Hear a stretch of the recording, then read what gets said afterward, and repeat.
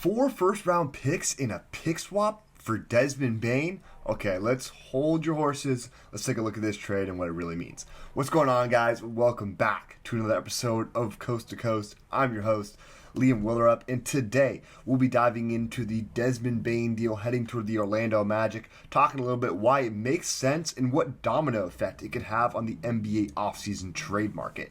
Make sure to comment down below what you think of the trade and subscribe for more videos like this throughout the NBA offseason. So let's hop into the trade breakdown and what it means for some other stars that are likely to be on the move this offseason.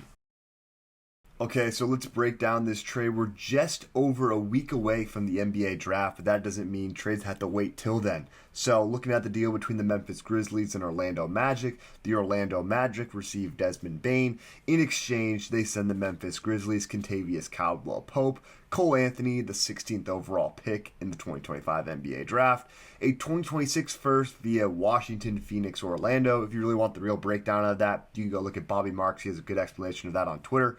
You got 2028 and 2030 first from Orlando unprotected, and a 2029 first via Orlando, which is top 2 protected.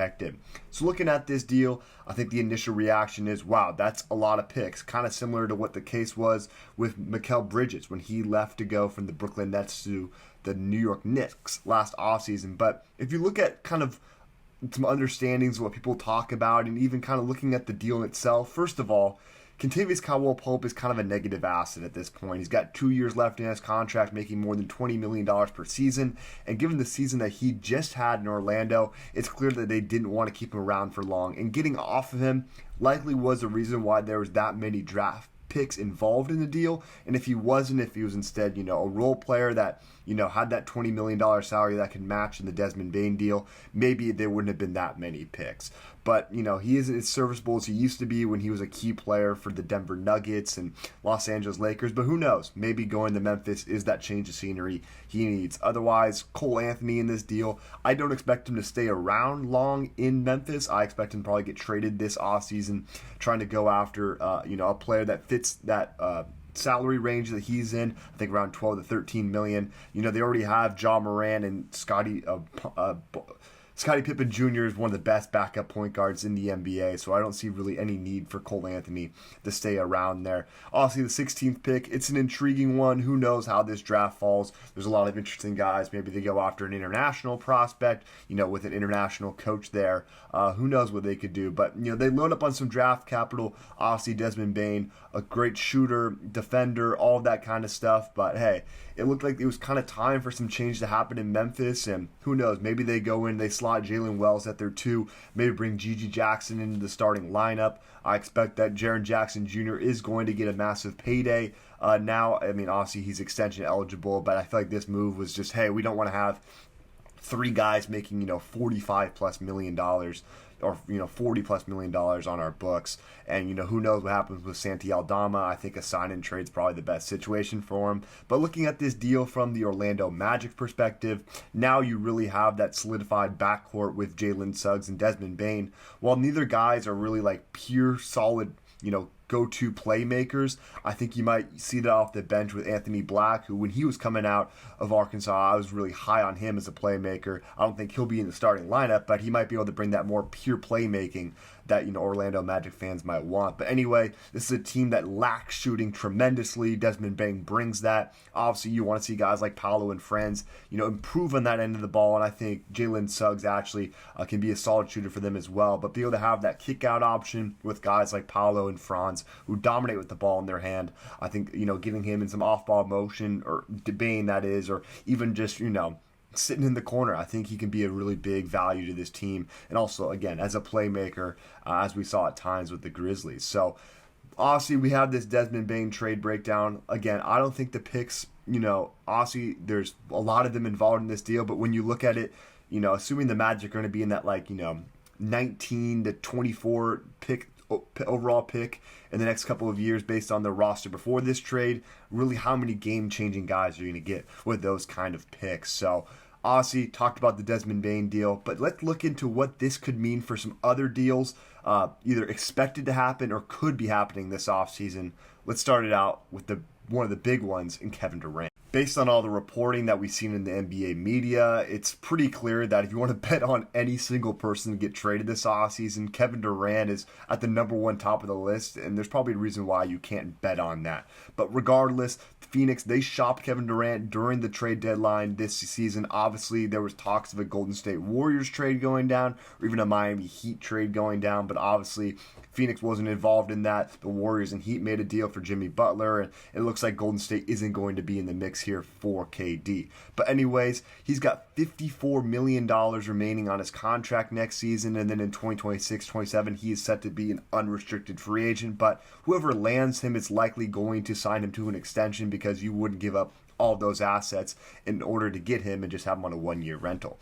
Based on what I've seen and what I think the best fits for him, number one at the top has to be the Houston Rockets. I think they are just a pure scoring guy like Kevin Durant away from taking that next step. I don't know if Jalen Green is that guy for them right now. He's kind of an erratic scorer. I know people will pull up all different sorts of stats to say, hey this, hey that. But, I mean, if you take away his monster performance against the Golden State Warriors in the first round, I think it was like a 38-point game. If I remember correctly, he was averaging less than 10 points per game in that series, and that's something you can't have from a go-to scorer on your team. Looking at the Miami Heat, his fit alongside Bam Adebayo and Kyler Hero could work really well for this team, giving them that scoring boost. Obviously, Bam Adebayo didn't have that offensive season many were hoping from him last year after his Olympic run. The pressure would be on if Kevin Durant came there for him to take that step up, but obviously his role in the team is obviously known for being the defensive stopper for the team, but obviously would need to step up if Kevin Durant were to come over. And then looking at the Spurs, obviously it's kind of the glorious pick. Oh, you putting Kevin Durant next to Victor Wembanyama, two guys, people say Kevin Durant's 7 foot, but whatever, two, super tall guys with guard-like skills playing next to each other. I don't know if exactly this would make a lot of sense, in my opinion, for the Spurs, given that I think they should go after a guy on a younger timeline, which is why, Giannis Antetokounmpo doesn't look like he's getting moved. But, there's another guy we'll talk about later in this video that I think would make more sense for the Spurs to go after. But kind of in terms of what the Desmond Bane deal means for, this Kevin Durant move, I feel like originally there's, packages being floated around. Maybe it was Andrew Wiggins, Duncan Robinson and Nikola Jovic for in a first for KD. I feel like the package is going to take an increase. I don't think we're going to see someone giving up 4 first-round picks. I wouldn't expect that from a guy of Kevin Durant's age, and also, doesn't have the contract security in a guy like Desmond Bane. And, who knows if people are trying to move off, a KCP-type player that's, on a bad contract with multiple years. But I do think, Kevin Durant's probably going to at least net 2 first-round picks in whatever deal happens with him. And I would be shocked to see that, there wouldn't be a high-value player, whether that's a starter that can contribute immediately or, a promising young player that can, grow with this core. Because who knows really what's going to be next with Phoenix. And, they have to be able to have some sort of future with how much draft capital they've given up over the years and, continue to give up under the Mash Ishbia era. So after talking about Kevin Durant, let's move to another player who I think could be in the mix for getting moved. And I think, like I mentioned, with the San Antonio Spurs, is a team who they should be targeting this guy.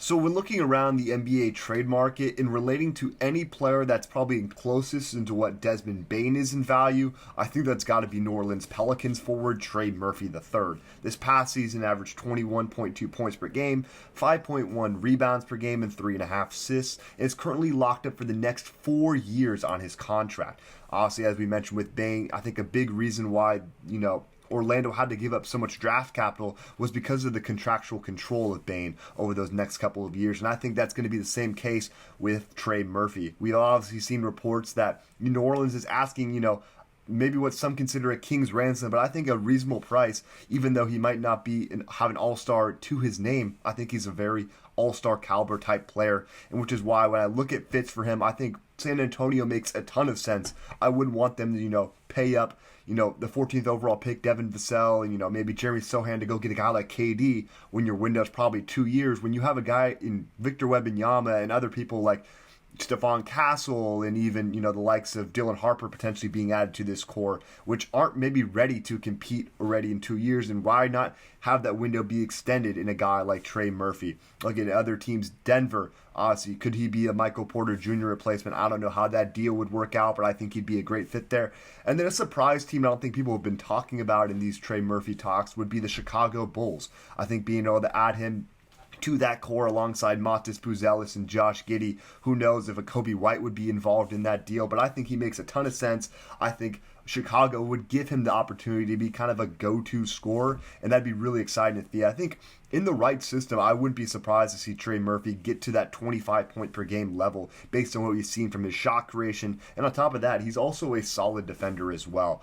But kind of looking now, like I mentioned, with the Desmond Bane trade, the domino effect of a Trey Murphy deal, I think it'd be reasonable to expect 3 first-round picks in a deal for Trey Murphy. Whether those are all unprotected or, a mix of, top 2 or swaps. I think that might just be the bare minimum. If I'm New Orleans and I'm Joe Dumars taking over there, I'm saying, hey, I want 3 first-round picks, plus, a young guy or, a veteran that can contribute to this core. Because if they move off Trey Murphy, they might be able to get enough assets to say, hey, let's hang around with Zion for a little while. Let's see what we can do with him. Because when he's on the court, he is a special player. It's just the problem is when he's on the court.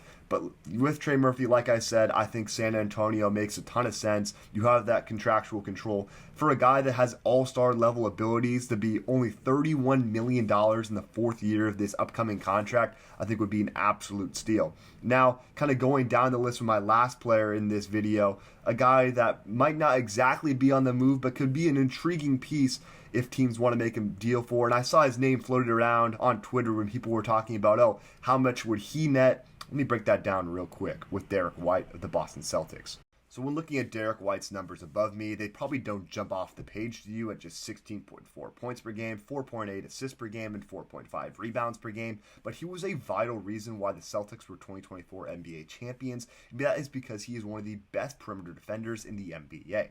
Looking at his contract over the next 4 years, he is locked up through the 2028-29 season, with his top value reaching $34.8 million per year, which might be a steal given he's an all-star level caliber player, and the cap is going to continue to rise in the NBA. Looking at best fits for Derek White if he were to be traded by Boston this offseason, who could be looking for a fire sale with Jason Tatum out for expected to be potentially all of next regular season.